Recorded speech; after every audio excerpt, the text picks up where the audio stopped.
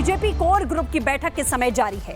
BJP अध्यक्ष JP Nadda के आवास पर बड़ी बैठक हो रही है। अमित शाह, जेपी नड्डा और धर्मेंद्र प्रधान इस बैठक का हिस्सा हैं। सम्राट चौधरी, दिलीप जायसवाल भी इस बैठक में शामिल हैं। केशव प्रसाद मौर्य, मंगल पांडे के साथ बैठक में चर्चाएं तेज हो चुकी हैं। सीट शेयरिंग के साथ आगे की रणनीति पर यहां महामंथन किया जा रहा है। सहयोगी गणेश हमारे साथ जुड़ चुके हैं। गणेश, सीट शेयरिंग को लेकर महामंथन इस समय बीजेपी अध्यक्ष जेपी नड्डा के आवास पर जारी है। तमाम जो नेता हैं पहुंच चुके हैं। सुबह से ही नेताओं के आने का सिलसिला यहां शुरू हो गया था। अभी क्या अपडेट मिल पा रहा है? क्या आज शाम तक एनडीए का सीट शेयरिंग का फॉर्मूला साफ हो सकता है? देखिए, जिस तरीके से जो कयास लगाया जा रहा है कि एनडीए के सीट शेयरिंग का फॉर्मूला, जिस तरीके से सभी को इंतजार है कौन कितनी सीट पर लड़ेगा, तो अब कयास उम्मीद यही जताई जा रही है कि आज शाम तक या कल सुबह तक एनडीए की कौन कितनी सीट पर लड़ेगा उसका एक तरीके से तस्वीर साफ हो जाएगी। जहां तक हमें जो जानकारी मिल रही है, फिलहाल जेडीयू 101 सीट पर, बीजेपी 100 सीट पर, एलजेपी 26, हम 7, आरएलएम 6 सीट पर और 3 सीटों पर फिलहाल अभी बातचीत जारी है। यानी कुल मिलाकर 243 जो सीट है बिहार में, यानी 243 जो सीट है उस पर आज शाम या कल सुबह तक तस्वीर पूरी तरीके से साफ हो जाएगी। फिलहाल मैं जिस जगह पर खड़ा हूं, ये बीजेपी के राष्ट्रीय अध्यक्ष जेपी नड्डा का आवास है। यहां पर बिहार कोर ग्रुप की बैठक हो रही है। सीटों पर मंथन किया जा रहा है कि कौन उम्मीदवार किस सीट पर लड़ेगा, किस तरीके से क्या रणनीति होगी, किस तरीके से चुनावी मैदान में जाया जाए। यहाँ से जो नाम फाइनलाइज होंगे वो केंद्रीय चुनाव समिति में जाएंगे, उन नामों को वहां पर मोहर लग जाएगी। उसके बाद जो उम्मीदवार होंगे चुनावी मैदान में उतर जाएंगे और पार्टी के लिए अपनी जीत का दावा ठोकते हुए वहां पर दिखाई पड़ेंगे। जी बिल्कुल गणेश, जैसा आपने कहा कि सब कुछ यहाँ पर मुमकिन माना जा रहा है कि अंदर उम्मीदवारों के नामों पर भी मंथन जारी है। आप बने रहे हमारे साथ, हम रुक करते हैं आपका। तो एनडीए में आज सीटों का ऐलान किया जा सकता है। एनडीए नेताओं की बैठक के बाद सहमति बनी है। दिल्ली से एनडीए की सीटों का ऐलान हो सकता है। कौन कितनी सीटों पर लड़ेगा, ये तस्वीर क्या आज साफ होगी, ये देखना होगा। घोषणा के दौरान एनडीए के क्या बड़े चेहरे यहाँ मौजूद होंगे, ये भी देखना होगा, क्योंकि लंबे समय से माना जा रहा था कि चिराग पासवान जिस तरीके से यहाँ कई सीटों को लेकर 30 से 35 सीटों पर वो डिमांड करते हुए नजर आ रहे थे। तो गणेश, ये माना जा रहा है कि आज ही ये फॉर्मूला तय हो जाएगा। लगभग सब कुछ तय हो चुका है, लेकिन कौन कितनी सीटों पर लड़ेगा और क्या सहमति बन चुकी है एनडीए के घटक दलों के बीच में, ये सब कुछ क्लियर माना जाए। देखिए, फॉर्मूला तो लगभग तय हो चुका है। कौन कितनी सीटों पर लड़ेगा, कहां से लड़ेगा, उसको लेकर पूरी तरीके से बात तो सहमति बन चुकी है। रही बात घोषणा की, जो बात हमें जो जानकारी मिल रही है तो आज शाम तक या कल सुबह तक ही पूरी तरीके से घोषणा हो जाएगी। और रही बात सबसे ज़्यादा सीट जिस तरीके से हम लगातार देख रहे हैं बिहार में जेडीयू का, इस बार जो जानकारी मिल रही है 101 सीट पर जेडीयू चुनावी मैदान में उतर सकती है, करीब 100 सीट पर बीजेपी उतर सकती है। अब रही बात घोषणा की, तो शाम तक कयास लगा जा रही है, क्या शाम या कल सुबह तक हो जाएगी।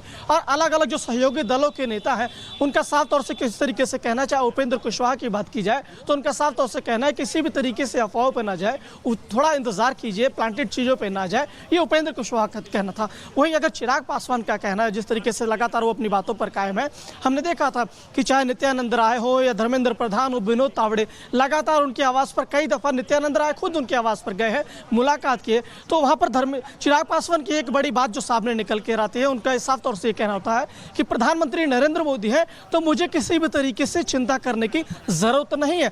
यहाँ तो खुद प्रधानमंत्री नरेंद्र मोदी का खुद को अपने आप को हनुमान तक बताते हैं और कहते हैं कि जिस तरीके से हमें बिहार में चाहे कुछ भी हो, प्रधानमंत्री नरेंद्र मोदी जब तक है, मुझे किसी भी तरीके से चिंता करने की जरूरत नहीं है। वही उपेंद्र कुशवाहा की बात हो गई, अब चिराग पासवान की बात हो गई। अब जितिन राम मांझी की तरफ चलते हैं। जितिन राम मांझी का साफ तौर से हमने देखा था, पिछले दिनों जब बात किया था हमने उनसे, तो उन्होंने कहा था कि मुझे 15 सीट तो चाहिए होगी। लेकिन अब जो कयास लगाए जा रहे हैं जितिन राम मांझी की अगर बात किया जाए तो बिल्कुल गणेश, हम वापस लौटेंगे, लेकिन इसी बीच एक और बड़ी जानकारी दे दें कि एलजेपी रामविलास की पार्टी की पार्लियामेंट्री बोर्ड की बैठक यहां पर जारी है। चिराग पासवान की अध्यक्षता में सीटों पर मुहर लगाई जाएगी। एलजेपी आरबी उम्मीदवारों के नामों पर अंतिम निर्णय यहां लिया जाएगा। सीट बंटवारे का फॉर्मूला लगभग सुलझने के संकेत यहां पर मिल रहे हैं कि सीट शेयरिंग का फॉर्मूला सुलझ चुका है, इसीलिए अब मंथन हो रहा है उम्मीदवारों के नाम पर। काजल इस समय हमारे साथ में जुड़ चुकी हैं, जो कि चिराग पासवान के दफ्तर के बाहर मौजूद हैं हमारे साथ में। काजल, क्या कुछ अपडेट है? क्या बैठक की शुरुआत हो चुकी है और क्या चिराग पासवान अब मान चुके हैं, जो माना जा रहा था कि कोई नाराजगी है?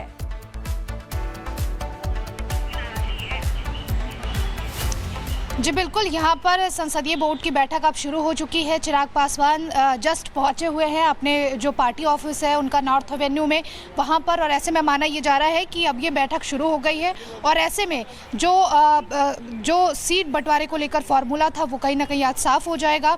और ऐसे में ये बैठक के बाद ये पता चलेगा कि किसको कितनी सीटें मिली हैं। क्या चिराग पासवान की तरफ से जिस तरीके से 30 से 40 सीटों की मांग की जा रही थी वो उनको मिली है, या फिर 25 से 26 सीटों पर उनको संतुष्टि करनी पड़ेगी। तो ये बैठक कहीं ना कहीं आज महत्वपूर्ण है। और पूरे दिन अगर दिल्ली की हम बात करें तो बैठकों का दौर जारी रहने वाला है। चाहे हम राष्ट्रीय अध्यक्ष जेपी नड्डा के आवास पर जो बैठक चल रही है उसकी बात करें, चाहे चिराग पासवान के पार्टी ऑफिस में जो नॉर्थ एवेन्यू में पार्टी ऑफिस है दिल्ली में वहाँ की बात करें, तो हर जगह पर इस वक्त जो है वो बैठक चल रही है। और ऐसे में शाम तक तस्वीरें कहीं ना कहीं साफ हो जाएंगी कि किसके पाले में कितनी सीटें आई हैं और कहाँ से कौन किसका उम्मीदवार होगा। तो इस बैठक पे सबकी नज़रें हैं और शाम तक ये जो तस्वीरें हैं वो साफ होती हुई नजर आएंगी कि किसको कितनी सीटें आखिर मिली हुई हैं। क्या जिन्होंने जितनी मांग की थी उनको वो सीटें मिली हुई हैं या उसका आधा या उससे भी कम में लोगों को संतुष्टि करनी पड़ेगी। तो ये बैठकें जो हैं आज दिल्ली में वो पूरे दिन चलने वाली हैं और ऐसे में शाम तक ये पिक्चर पूरी तरीके से क्लियर हो जाएगी कि किसके पाले में कितनी सीटें आई हुई हैं।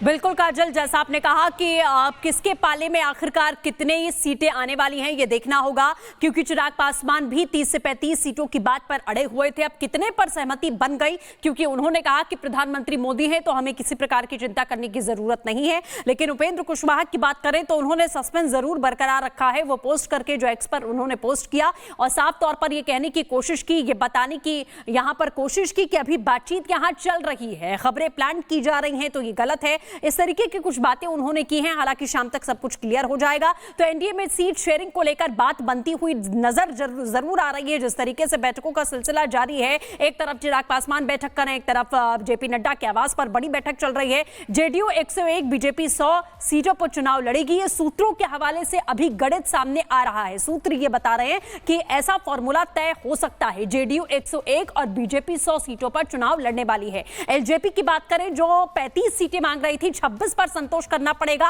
और हम की बात करें तो 7 सीटों पर यहां उम्मीदवार उतारा जाएगा। उपेंद्र कुशवाहा की पार्टी की बात करें तो 6 सीटों पर वो चुनाव लड़ सकते हैं। यह फॉर्मूला अभी सामने आया। गणेश का रुख करते हैं जो कि हमारे साथ लगातार बने हैं। गणेश, सूत्रों के हवाले से जो सीट शेयरिंग का फॉर्मूला सामने आ रहा है, वहां एलजेपी को 27 सीटें मिलती हुई दिखाई दे रही हैं, यानी कि 35 से 27 पर चिराग पासवान को संतोष करना पड़ेगा अगर इसी तरीके का फॉर्मूला है तो। देखिए, बिहार विधानसभा के चुनाव को लेकर जिस तरीके से तारीख की घोषणा हुई तो सभी को इंतजार था कि एनडीए के जो सहयोगी दल है इस बार कौन कितनी सीटों पर लड़ेगा। तो सभी को यानी कयासों का बाजार भी गर्म हो चुका। अब जो दूसरी तरफ चलते हैं, तस्वीरें जो जानकारी जो आ रही है कि कौन कितनी सीटों पर लड़ेगा, जानकारी मिल रही है कि जेडीयू 101 सीट पर चुनाव लड़ सकती है, बीजेपी 100 सीट पर, एलजेपी जो रामविलास पासवान यानी चिराग की जो पार्टी है करीबन 26 सीटें पर चुनाव लड़ सकते हैं, जो 30 से 40 सीट मांगते हुए नजर आ रहे थे। वहीं जीतन राम मांझी की जो पार्टी है हम वो करीबन कहा जा रहा है कि 7 सीट उन्हें मिल सकती है। वहीं उपेंद्र कुशवाहा की जो पार्टी है राष्ट्रीय लोकमंच, कहा जा रहा है कि उसे 6 सीटें मिल सकती है, जबकि वो करीबन 6 से 8 सीटें मांगते हुए नजर आ रहे थे। तो दूसरी तरफ 3 सीट है जिस पर अभी भी कहा जा रहा है कि जो बातचीत है वो फंसी है, बातचीत उस पर जारी है। अब देखने वाली बातों की जो 3 सीट जो फंसती हुई नजर आ रही है किसके पाले में जाती है, ये जो फिलहाल हमारे जो सूत्र है उनकी तरफ से ये जानकारी मिली। लेकिन यूं कहें कि सीटों को लेकर कौन कितनी सीटों पर लड़ेगा, इसकी तस्वीर आज शाम या कल सुबह तक पूरी तरीके से एनडीए की साफ होते हुए नजर आएगी। जैसा आपने कहा कि आज शाम या सुबह तक की तस्वीर क्लियर हो जाएगी।